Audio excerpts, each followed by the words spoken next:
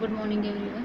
आजच्या सिरीजमध्ये आपण बघणार आहोत function in Excel with VBA. So without any delay let's get started. Okay, function ही बेसिकली काय कन्सेप्ट असते की आत्तापर्यंत आपण VBAमध्ये मायक्रो क्रिएट करत आलेलो आहे. आता मायक्रो का क्रिएट करत होतो की मायक्रोमध्ये आपण ब्लॉक ऑफ स्टेटमेंट्स देत होतो. मायक्रो का क्रिएट करत होतो तर युजरला एखादी जर ॲक्टिव्हिटी किंवा एखादा टास्क मल्टिपल टाईम्स जर परफॉर्म करावं लागत असेल एव्हरी टाईम डेली बेसिसवर, तर तो त्या टास्कचा किंवा त्या ॲक्टिव्हिटीचा आपण मायक्रो क्रिएट करत होतो आणि जेव्हा हवं तेव्हा तो मायक्रो काय करत होतो, रन करत होतो. त्याच बेसिसवर फंक्शन ही कन्सेप्ट पण यूज केली जाते. प्रत्येक प्रोग्रॅमिंग लँग्वेजमध्ये फंक्शन ही कन्सेप्ट खूप इम्पॉर्टंट आहे.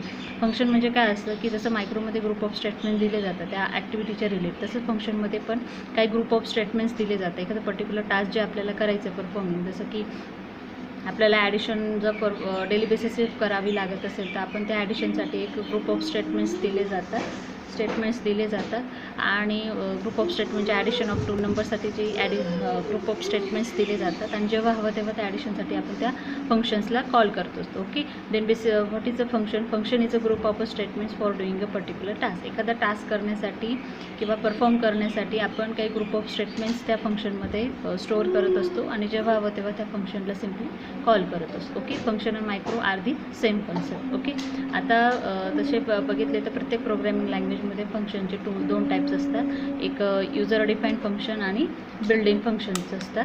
ओके, युजर डिफाईन्ड फंक्शन म्हणजे काय? युजरने स्वतःच्या रिक्वायरमेंटसाठी तयार केलेल्या फंक्शनला काय म्हटलं जातं? User defined function. म्हणजे युजरने तयार केलेल्या फंक्शनलाच युजर डिफाईन्ड फंक्शन असं म्हणतात. सेकंड आहे build in function. Build in functions काय म्हणजे मी ऑलरेडी मागे सांगितलेले किंवा सिस्टीमने प्रोव्हाइड केलेल्या फंक्शन्सला काय म्हणतात? बिल्ड इन फंक्शन असं. जसं की आता आपण एक्सेल विथ VBA शिकत आहोत.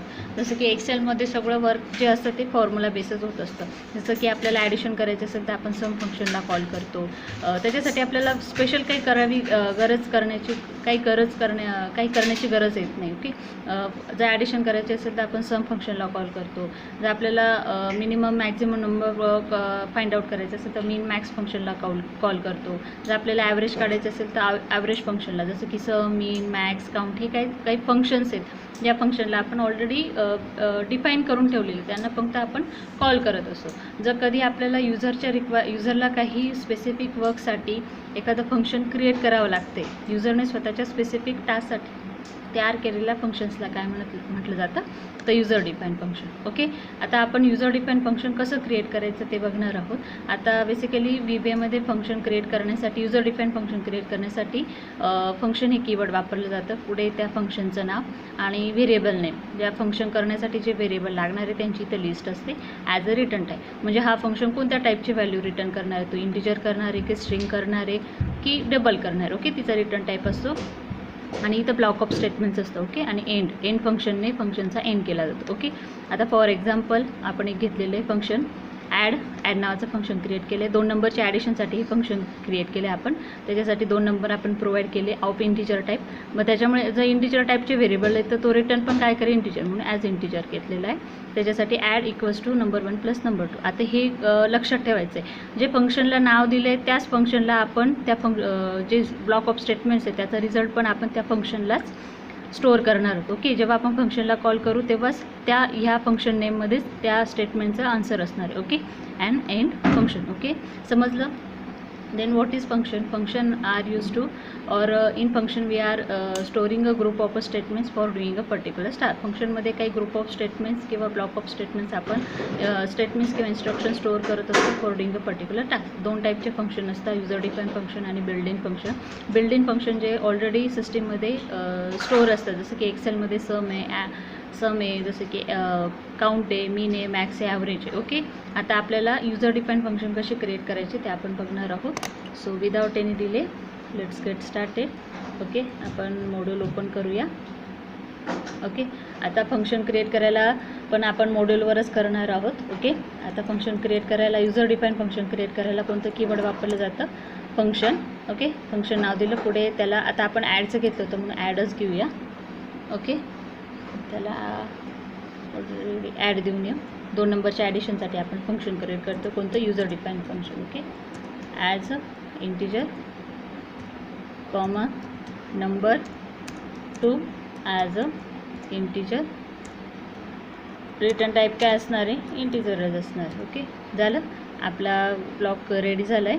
आता मी जसं म्हटलं होतं की जे फंक्शनचं नाव असणार आहे त्याच फंक्शनमध्ये आपल्या स्टेटमेंटचं काय असणार आहे, आन्सर असणार आहे. त्याच्यामुळे add equals to number 1 plus number 2. त्याच्यासाठी ॲरिथमॅटिक ऑपरेटर कोणतं वापरलं, ॲडिशन. ओके, आता हा कसा रन करायचा ते बघूया आपण आपला कोड पण ओपन ठेवूया म्हणजे सायमल्टेनियसली आपल्या. ओके, आता मी ब्लॉक तिकडे पाहिजे होता.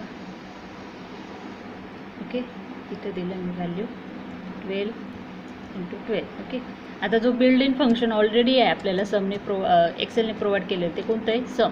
ओके, इथं डायरेक्टली आपलं सम हे सगळे फंक्शन कोणते आहे, बिल्ड इन फंक्शन जे ऑलरेडी आपल्याला सिस्टीम प्रोव्हाइड करते. आता युजर डिपेंड फंक्शन म्हणजे जे आपण आत्ता रिसेंटली तयार केलेलं आहे त्याला काय म्हणता, युजर डिपेंड फंक्शन. ओके, त्या फंक्शनचं नाव काय, ॲड. आपण डिरेक्टली ॲड देतो. हे बघा, आपण तयार केलेलं फंक्शन इथं ऑलरेडी आलेलं आहे. ओके, ॲड दिलं, त्याला क्लिक केलं. ओके, आणि त्याला ज्या सेलमध्येची व्हॅल्यू आहे तो सेलची व्हॅल्यू आपण कॉमा करून प्रोव्हाइड केली. 2 नंबरचे म्हणून 2 सेलमधली व्हॅल्यू दिली. ओके, 24 आली. ओके, आपण तयार केलेल्या फंक्शनने आपण ही ॲडिशन परफॉर्म केलेली. ओके, याच्यावर डबल क्लिक केल्यावर तुम्हाला इथं ॲड दिसणार आहे. ओके, आता याच बेसिसवर आपण काय फंक्शन ऑलरेडी क्रिएट केलेले आहेत मी. ओके, हा कोणता फंक्शन आहे, सबस्ट्रॅक्शनचा फंक्शन आहे. त्याच बेसिसवर तुम्ही सबस्ट्रॅक्शन, मल्टिप्लिकेशन, डिव्हिजन, व्हॉटेवर जे फंक्शन कॉल करायचे ते करायचं. आता मी नाव काय दिलं आहे, सब नंबर, कारण ऑलरेडी सब कीवर्ड हा मायक्रो क्रिएट करण्यासाठी केला जातो म्हणून त्याला सब नंबर दिलेला आहे. ओके, आता आपण हा पण फंक्शन कॉल करून बघू, सब नंबर. त्याच्यामध्ये सिम्पली काय घेतलेलं आहे, नंबर 1 मायनस नंबर 2 असं केलेलं आहे. आता या फंक्शनसाठी पण कसा कॉल होतो ते बघूया आपण. इक्वल्स टू सब, हे बघा, बिल्ड इन फंक्शनमध्ये युजरने क्रिएट केलेले फंक्शन्स पण इथं डिस्प्ले होत असतात. ओके, 2 नंबर आहे म्हणून 2 नंबर्स प्रोव्हाइड करते सेलमधले. ओके, आलं. 12 - 12 किती झाले, 0. ओके,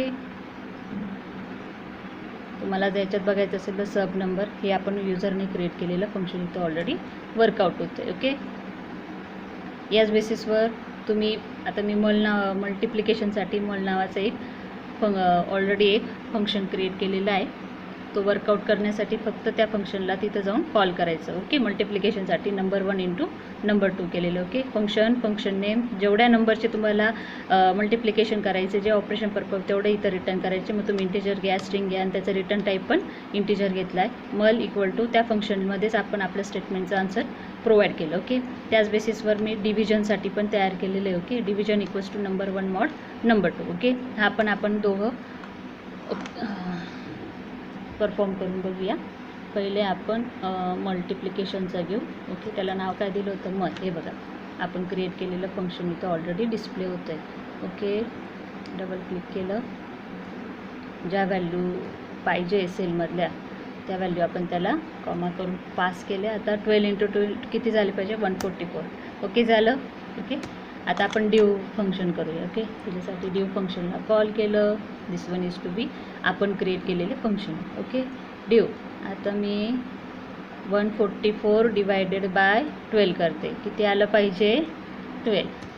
ओके, आलं. आपण क्रिएट केलेल्या फंक्शन्स थ्रू हे सगळं परफॉर्म होतं. ओके, आता दुसरं आहे सर्कल एरियाचा केलेला आहे मी. त्याच्यासाठी सर्कल एरियासाठी आपण काय πr² वापरला जातो. मी पायची व्हॅल्यू डिरेक्टली देऊन दिली 3.1416 × r² साठी r × r. ओके, हे पण तुम्ही परफॉर्म करू शकता. दुसरा फंक्शन मी क्रिएट केलेला आहे मॅक्स नंबरचा. 2 नंबरमधील max number, already max number नावाचं फंक्शन आहे पण आपण क्रिएट केलं आहे. मॅक्स नंबर नावाचं फंक्शन केलं, त्याला 2 नंबर म्हणजे 2 नंबरमधील मॅक्स नंबर प्रोव्हाइड करण्यासाठी मॅक्स नंबर दिलं, त्याला 2 नंबर पास केले, त्याचं रिटर्न टाईप पण इंटिजर. आता त्याच्यासाठी काय कोडिंग केली बघा. If number 1 greater than number 2 then, जर नंबर 1 हा नंबर 2 पेक्षा मोठा असेल तर मॅक्स नंबरला काय पास केलं आपण तिथं प्रिंट काय करणार नंबर 1. जर नसेल तर मॅक्स नंबर 2 पास केला. ओके, आपण हा पण नंबर, ओके, हा फंक्शन पण आपण हे करून बघूया. ओके, रन करून बघूया. ओके, मॅक्स नंबर आता 144, 12. आता यांच्यामध्ये सर्वात मोठा कोणता आहे, 144 हा रिटर्न झाला पाहिजे. ओके, झाला. आता त्याच बेसिसवर आपण मीनचा पण केलेला आहे. ओके, बघून घेऊया मीनचा.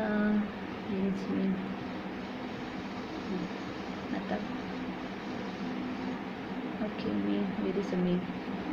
मेन फंक्शन नाही आहे, आपण मेन फंक्शन डिरेक्टली करून बघूया. ओके याला काय करू, simply call, simply copy paste, इथं नाव देऊया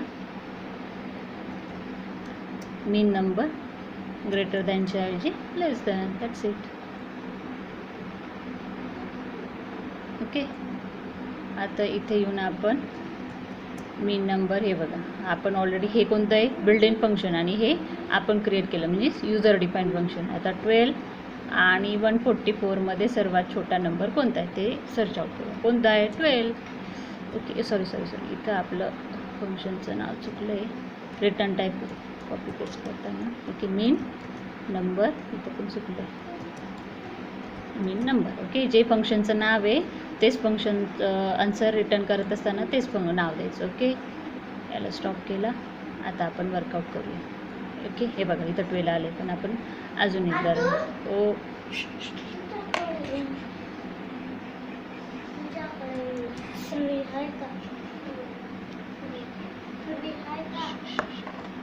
मीन नंबर. ओके मीन नंबर घेतला.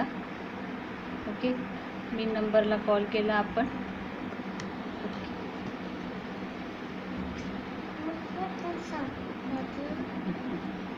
ओके मीन नंबरला कॉल केले आपण.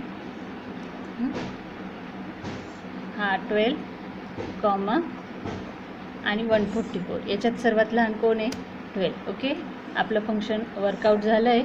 ओके आता याच बेसिसवर तुम्ही स्क्वेअर आणि क्यूब पण परफॉर्म करू शकता. आता स्क्वेअरसाठी काय घेतलं आहे मी, स्क्वेअर नावाचं फंक्शन क्रिएट केलं आहे, त्याला एक नंबर पास केलेला आहे आणि स्क्वेअरमध्ये त्याचा आन्सर रिटर्न केला आहे. आता आपण हा पण रन करून बघूया. Okay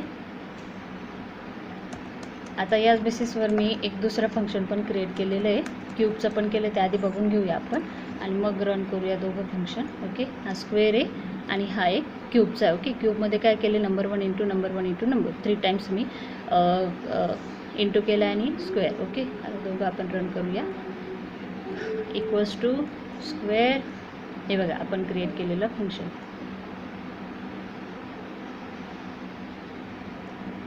enter 144. ओके झालं.